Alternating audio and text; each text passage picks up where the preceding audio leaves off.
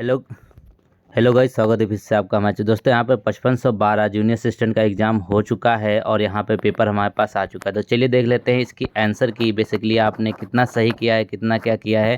Paper यहाँ पे देखिए बहुत ही मॉडरेट आया हुआ है, मॉडरेट टू कठिन कह सकते हैं। यहाँ पर कुछ सेक्शन जो है बहुत ही कठिन है, जैसे जीएस का है, और भी यहाँ पर बाकी जैसे यूपी स्पेशल है वो थोड़ा सा यहाँ पर मॉडरेट कह सकते हैं। तो चलिए सबसे पहले हम शुरू कर लेते हैं, सॉल्व कर लेते हैं पूरा पेपर। आप लोग मिला लीजिए इसी से।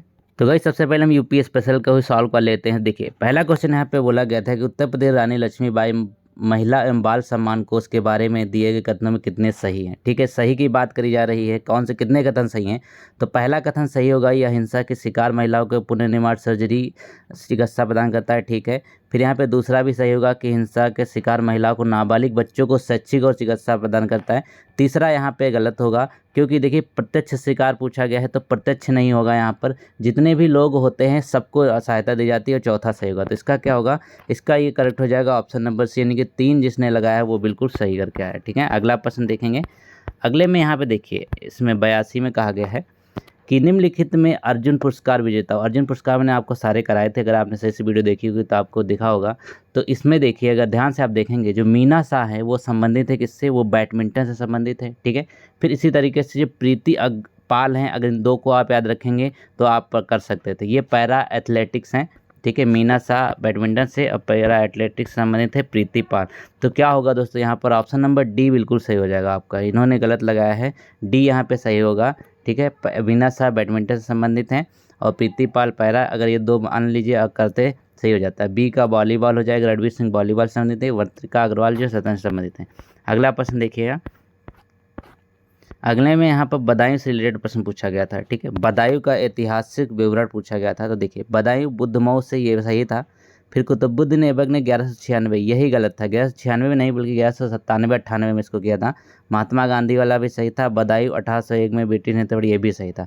तो इसका दोस्तों क्या होगा, एक गलत कथन जो है वो बी होगा। ठीक है, जो बी है वो गलत कथन होगा, ये यहाँ पर आपको लगाना था। ठीक है, अगला प्रश्न है यहाँ पे 84 में देखिए। इसमें पूछा गया है कि उत्तर प्रदेश स्टार्टअप नीति 2020 जिसे 2022 में संशोधित किया गया का उद्देश्य स्टार्टअप इंडिया द्वारा राज्यों की स्टार्टअप रैंकिंग पूछा गया। तो 3 राज्यों में स्थान दिलाना था। तो इसकी नीति की वैधता अवधि पूछा गया, पूरा लिख दिया फालतू का, लेकिन जो वैधता अवधि होती है दोस्तों वो 5 वर्ष होती है। तो ए इसका सही हो जाएगा।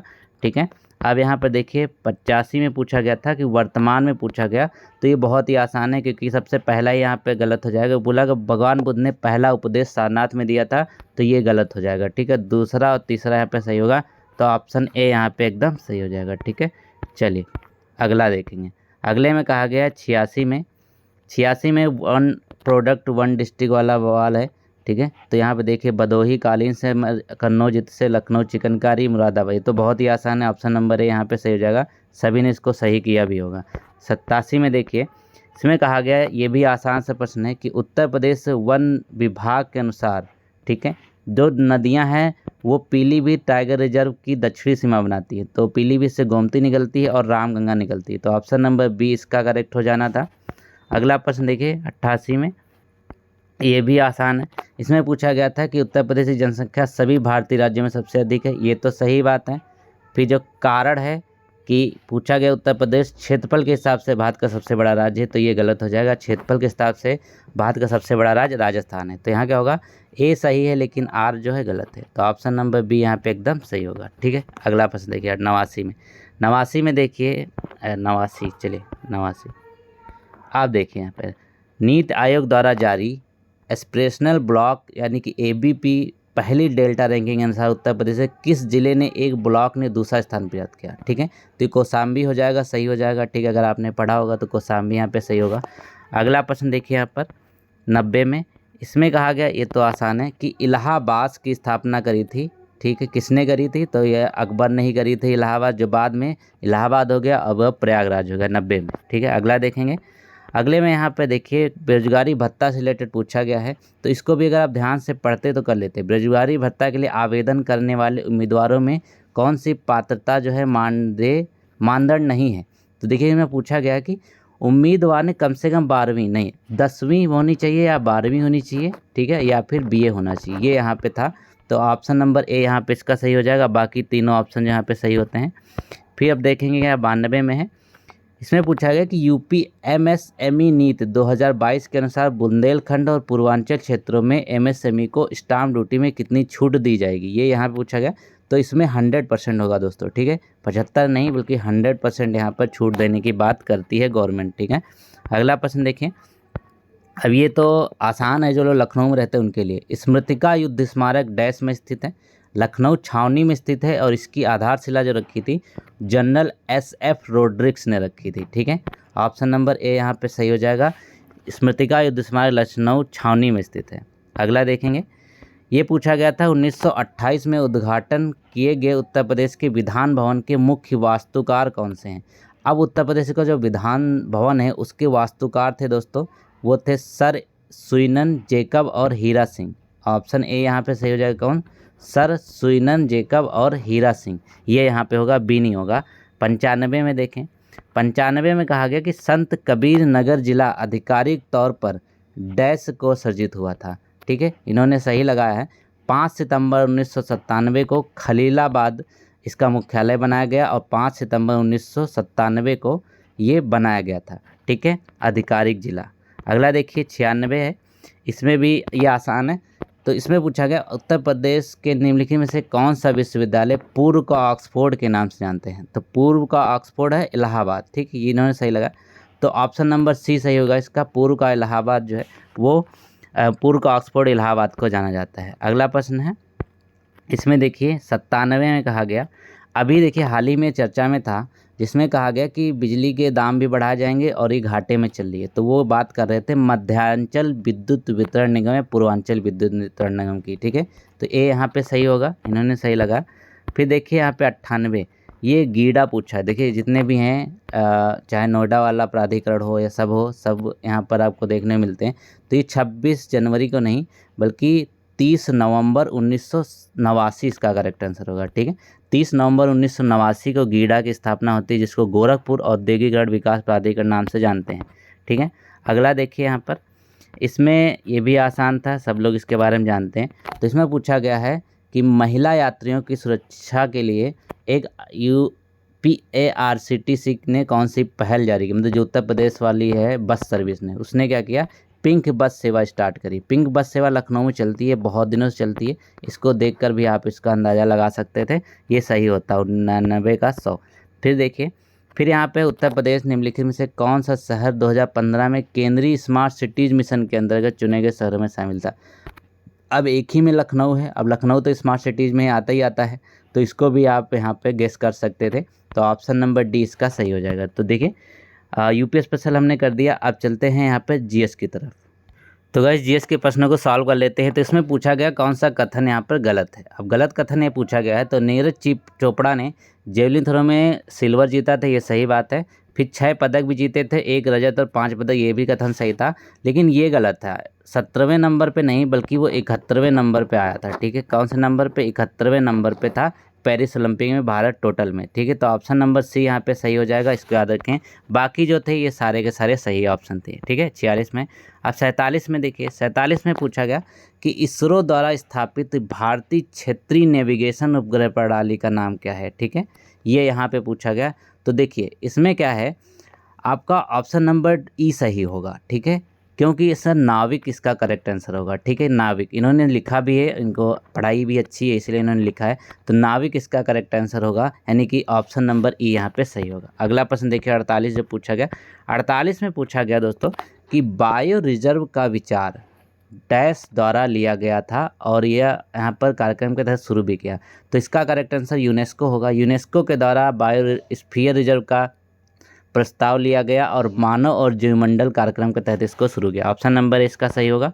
49 में क्या होगा, 49 में देखिए, भारत के अधीन कौन सा वैधानिक निकाय भारत में सार्वजनिक प्रदर्शन के लिए फिल्मों को प्रमाणित करने के लिए उत्तरदायी है, ठीक है, ये यहाँ पे पूछा गया। तो ये केंद्रीय फिल्म प्रमाणन बोर्ड इसका करेक्ट आंसर होगा, क्योंकि यहाँ पे भारत के लिए पूछा जा रहा है ना, तो केंद्रीय फिल्म प्रमाणन बोर्ड यह सही हो जाएगा, ठीक है, इन्होंने सही किया है। फिर 50 में देखिए, 50 में ये तो प्रश्न मैंने कराया भी है आपको, राष्ट्रीय विज्ञान दिवस जो करंट के कराए वो लगभग आपके सारे प्रश्न आए हुए हैं, जितने भी करंट आया है वो सब हमने आपको कराया, ठीक है। तो राष्ट्रीय विज्ञान दिवस जो 28 फरवरी को मनाया जाए उसकी थीम पूछा है, तो विकसित भारत के लिए विज्ञान और नवाचार में वैश्विक नेतृत्व है तो भारतीय युवाओं को सशक्त बनाना, ये आपका सही होगा ऑप्शन नंबर ए 50 में, ठीक है। 51 में पूछा गया कि भारतीय परमाणु कार्यक्रम के जनक कौन से हैं, ये तो सभी को पता है, भारतीय परमाणु कार्यक्रम के जनक कौन, होमी जे भाभा, ठीक है, होमी जे भाभा, ये होगा सही। अगला देखें, तो पूछा गया कि ये कठिन हो सकता है, कहा गया कि मध्य भारत में सतनामी आंदोलन की स्थापना किसके द्वारा करी गई थी, ठीक है। सतनामी आंदोलन जो शुरू हुआ दोस्तों वो घासीदास, गुरु घासीदास के द्वारा स्टार्ट किया गया था, तो इसका सी होगा सही, ठीक है, सतनामी आंदोलन सी सही होगा, ठीक है। चलिए अगला देखेंगे, अगले में क्या है, निम्नलिखित में से कौन सा भारतीय रिजर्व बैंक द्वारा प्रयुक्त मौद्रिक नीति का उदाहरण यहाँ पर नहीं है, ठीक है, ये यहाँ पे पूछा गया। देखिए इस क्वेश्चन में क्या है, इसमें या तो ये नैतिक प्रत्यावर्तन सही होगा, ठीक है, या तो यहाँ पर ई होगा, इसमें थोड़ा सा दोस्तों डाउट है, कोई बात नहीं, इसको हम डाउट में रखेंगे। अगला देखिए, ये प्रश्न आसान है, कई बार पूछा गया कि निम्नलिखित में से कौन सी नदी का उद्गम अमरकंटक पठार से होता है। अमरकंटक पठार से कौन सी होती है, नर्मदा और जो नर्मदा और सोन नदी है वो होती हैं, तो नर्मदा यहाँ पर दिया हुआ है, तो नर्मदा ही सही होगा। अगला पूछा गया 55 में कि इसमें कौन सा कथन सही है, पहला ही आप पढ़ेंगे तो देखेंगे क्या होगा, कौन सा कथन सही, पहला ही देखेंगे तो ये गलत हो जाएगा, क्योंकि टोटल क्या है अपने यहाँ इस समय 8 केंद्र शासित प्रदेश हैं, ठीक है, कितना टोटल 8 केंद्र शासित प्रदेश, इसमें 7 दिया हो, तो ये पहला तो गलत हो गया। दूसरा यहाँ पर क्या है, केंद्र शासित प्रदेशों के राष्ट्रपति द्वारा उनके द्वारा नियुक्त प्रशासक के माध्यम से, ये भी सही है, ये भी सही है, ठीक है, टाइम वेस्ट नहीं करेंगे, तो ऑप्शन नंबर ए यहाँ पे एकदम सही हो जाएगा इसका। 56 में क्या था ये देख लेते हैं। 56 में पूछा गया एक प्रश्न जो थोड़ा सा कठिन बैठ सकता है, अवश्य बात है, आप लोग पढ़े नहीं पढ़े।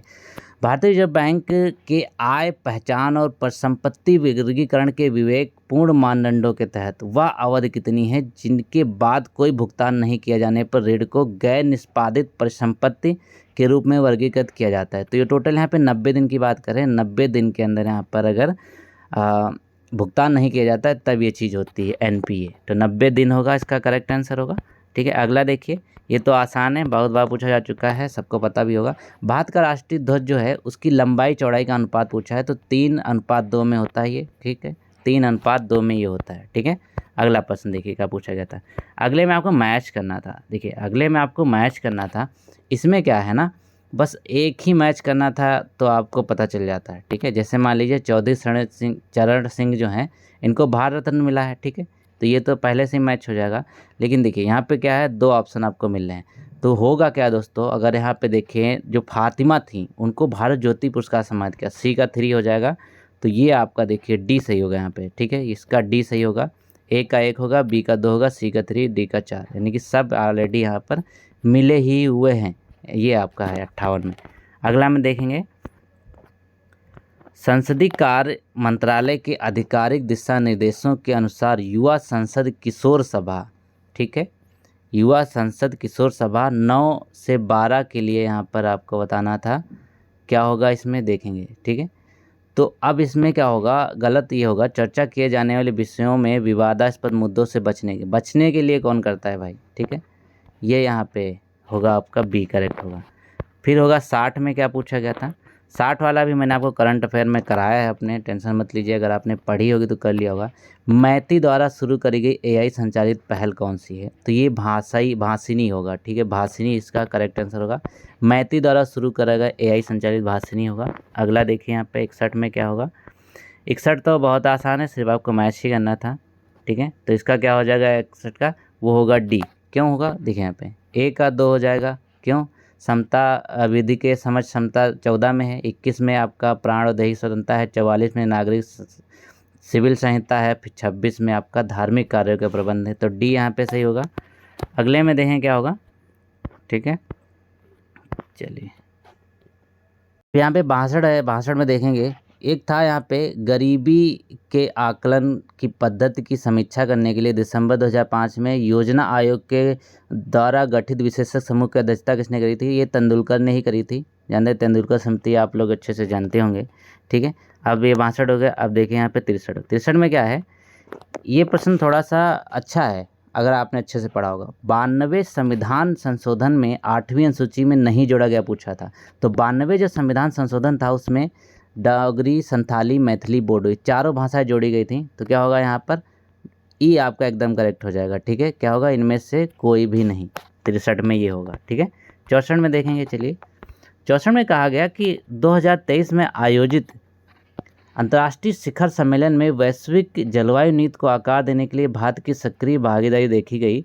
पेरिस समझौते के विकासशील देशों के लिए जलवायु वित्त पोषण के संबंध में यहाँ पर पूछा है। तो ये यहाँ पे देखिए जो कॉप था 28 का 2023 उसकी बात यहाँ पे कर रहे थे। इसमें बोला गया कि रेल बजट जो है 2016-17 में शुरू की गई पहल का उद्देश्य गति प्रतिबंधों को हटाकर पारंपरिक ट्रेनों को MEMU DAMU में बदलकर ट्रेनों की गति बढ़ाना है। तो ये डेडिकेटेड फ्रेट कॉरिडोर ही इसका करेक्ट आंसर होगा। ठीक है, ये होगा ऑप्शन नंबर बी यहाँ पे सही हो जाएगा। चलिए अगला देखें यहाँ पे 65 के बाद। 65 के बाद अगर यहाँ पे देखिए ये आपके कंप्यूटर के प्रश्न आ गए। ठीक है, कंप्यूटर के प्रश्न आ गए हैं। तो चलिए पहले हम यहाँ पे कंप्यूटर के प्रश्न चलिए देख ही लेते हैं। ठीक है, तो क्या होगा यहाँ पे देखिए, मैक एड्रेस के बारे में निम्नलिखित में से कौन सा कथन सही है। मैक एड्रेस के बारे में बात कर रहे हैं। तो जो मैक एड्रेस होता है उसके बारे में यही कथन सही हो जाएगा कि यह एक पासवर्ड है जिसका उपयोग वाईफाई नेटवर्क को सुरक्षित करने के लिए किया जाता है। ठीक है, ये यहाँ पे ए इसका सही हो जाएगा, याद रखेंगे ए यहाँ पे सही होगा इसका। फिर यहाँ 66-67 में देखिए, इसमें पूछा गया था कि एकाधिक उपकरणों द्वारा पहुँच वाला केंद्रीकृत स्टोरेज प्रदान करता है। ठीक है, तो ये क्या होगा, ये यहाँ पर आपको बताना है। ठीक है, तो यहाँ पर क्या होगा दोस्तों, ये होगा नेटवर्क अटैच्ड स्टोरेज। ठीक है, NAS होता है ये आपका, यहाँ पे डी सही हो जाएगा। ये यहाँ पे इन्होंने सही किया हुआ है। फिर अगला एक प्रश्न पूछा गया था, यहाँ पे देखिए, दी गई भंडारण प्रौद्योगिकियों में उनकी विशिष्ट विशेषताओं सूची मिलान करना है। भंडारण प्रौद्योगिकी यहाँ पर है, विशेषता यहाँ पे है, तो EROM हो जाएगा। यहाँ पे देखिए विद्युत वाला है, ये रूप से मिटाने योग्य प्रोग्राम। फिर यहाँ पे इसी तरीके से अगर इसके ऑप्शन देखें तो क्या होगा, ठीक है, डी सही हो जाएगा, मतलब ए का तो 4 हो गया। फिर यहाँ पे बी का क्या होगा, बी का 3 हो जाएगा, PCI एक्सप्रेस। फिर HDD में क्या हो जाएगा, सी का यहाँ पर 1 हो जाएगा, मैकेनिकल मूविंग पार्ट हो जाएगा HDD। फिर ड्रैम हो जाएगी आपके लगातार रिफ्रेश वाली फास्ट वोलेटाइल मेमोरी। तो 68 का क्या होगा, डी यहाँ पे सही हो जाएगा, इन्होंने सही। 69 में कहते हैं कि IPv6 और IPv4 को प्रस्तावित करने के लिए प्रस्तुत किया गया था। ठीक है, फिर यहाँ पे देखिएगा कारण क्या है, IP इंटरनेट विकास के अनुरूप पर्याप्त IP एड्रेस उपलब्ध नहीं करा पा रहा था। ठीक है, तो यहाँ पे डी सही हो जाएगा, यानी कि दोनों सही हैं और सही व्याख्या भी करते हैं। 70 में जो पूछा गया इसको देख लेते हैं, बहुत लंबे लंबे क्वेश्चन है भाई। तो 70 तो आसान है, इसको सिर्फ आपको मैच कराना था, किलोबाइट में कितना क्या होता है, टेराबाइट में कितना क्या होता है। तो इसका बी सही हो जाएगा। ठीक है, इसी तरीके से मैच होगा एकदम सेम। ठीक है, तो बी यहाँ पे सही हो जाएगा, ये तो सभी लोग जानते होंगे। तो गाइस अगर 72 में देखिए तो 72 का भाई हमें भी नहीं आता है, माफ़ करिए। ठीक है, चलिए देख लेते हैं अगले में। अगले में क्या है, 73 में पूछा गया था कि एक तरीका है, तो स्पूफिंग होता है ये। ठीक है, स्पूफिंग एक तरीका होता है जिसमें एड्रेस URL में फेरबदल करके लोगों को धोखा दिया जाता है, और ये फिशिंग होता है। ठीक है, लॉगिन क्रेडेंशियल जैसी संवेदनशील जानकारी प्राप्त करने के लिए ये होगा फिशिंग। तो ऑप्शन नंबर ए यहाँ पे इसका सही हो जाएगा। अब देखिए 74 क्या होता है। 74 में क्या है, आप देखिए टेलीग्राम चलाते हैं तो आपको पता होगा कि एक सोशल मीडिया अकाउंट जो अक्सर स्वचालन का उपयोग करके गलत सूचनाओं को बार बार आदान प्रदान करता है, तो उससे क्या कहते हैं, तो उसको कहा जाता है यहाँ पे बॉट। वो बॉट होते हैं। ठीक है, गलत हो सही हो हर तरीके की जानकारी यहाँ पर ये बार बार देता रहता है, सोशल मीडिया अकाउंट होता है। ठीक है, तो ये होगा आपका ऑप्शन नंबर ए सही हो जाएगा, ये बॉट होते हैं। ठीक है, अगला देखिए, और जो 75 है इसका क्या राइट आंसर होगा, जल्दी से देखिए। 75 जो क्वेश्चन पूछते हैं, कंप्यूटर के प्रश्न का लेवल काफ़ी अच्छा रहा है यहाँ पे दोस्तों। तो 75 में आपका ए सही हो जाएगा। ठीक है, ए यानी कि ए का 3 हो जाएगा, क्योंकि देखिए GPU जो होता है ना, वो ग्राफिक्स और विजुअल डेटा की डेडिकेटेड प्रोसेसिंग होती है। फिर CPU आप लोग जानते हैं निर्देशों को निष्पादित करता है और डेटा प्रोसेस करता है, तो ए यहाँ पे सही हो जाएगा इसका। फिर 76 में देखिए, 76 में पूछा गया है कि वह उपकरण सॉफ्टवेयर जो इंटरनेट पर क्लाइंट अनुरोधों और सर्वर प्रतिक्रियाओं के बीच मध्यस्थ के रूप में कार्य करता है, उससे क्या कहते हैं, उसको प्रॉक्सी सर्वर कहा जाता है। ठीक है, सी करेक्ट हो जाए, इसको क्या कहते हैं, प्रॉक्सी सर्वर। ये हो गया। अगला देखिए 77 में है, डोमेन जो है ना DNS के संबंध में गलत कथन आपको बताना है। ठीक है, तो पहला तो यहाँ पे सही है, इन्होंने गलत लगाया है, तो ये सही होगा। ठीक है, फिर ये भी सही होगा, फिर ये भी सही होगा, बस ये होगा आपका सी वाला करेक्ट नहीं होगा। ठीक है, इसमें क्या होगा, सी वाला इसमें करेक्ट नहीं होगा। ठीक है, चलिए सी इसका करेक्ट आंसर होगा दोस्तों। 78 में देखेंगे, इसमें क्या है कि एक्सेल सेल के संदर्भ में सही कथन को पहचानना है। तो सही कथन क्या है इसमें, ये आपको बताना है। तो एक्सेल सेल के संबंध में सही कथन पहला हो जाएगा, निरपेक्ष संबंध में ब्लॉक करने के लिए उपयोग करते हैं, ठीक है। ये होगा आपका ऑप्शन नंबर ए सही होगा। अगले में देखिए 79 में कहता है कि जो NLP है ना, उसमें टोकनाइजेशन से क्या तात्पर्य होता है। तो ये आपका सही हो जाएगा, टेक्स्ट को अलग अलग शब्द या वाक्यांशों में विभाजित करना ही ये यहाँ पे सही हो जाएगा, ऑप्शन नंबर ए सही होगा। तो दोस्तों इसमें देखिए क्या होगा, इसमें एमोल्ड जो है वो बहुत ही काले रंग के होते हैं, ठीक है, वास्तविक काले, ठीक है। तो ये यहाँ पे 1 का 4 हो जाएगा। तो पहला ही अगर आप मैच कर लेते हैं तो देखेगा, फिर क्या होगा, बी का 3 होगा, बैकलिट बजट में डिवाइस में आम होती है, ठीक है, LCD। और फिर रेटिना डिस्प्ले जो एप्पल में आती है आप लोग जानते हैं, सी का 1 होगा। तो ऑप्शन नंबर डी यहाँ पे सही हो जाएगा, ठीक है, ऑप्शन नंबर डी यहाँ पे करेक्ट हो जाएगा। तो देखिए हमने आपको करा दिया है पेपर का, अब यहाँ पे हिंदी बचा है, तो हिंदी और रीजनिंग को हम अगले वीडियो में कवर कर लेंगे। Thank you so much.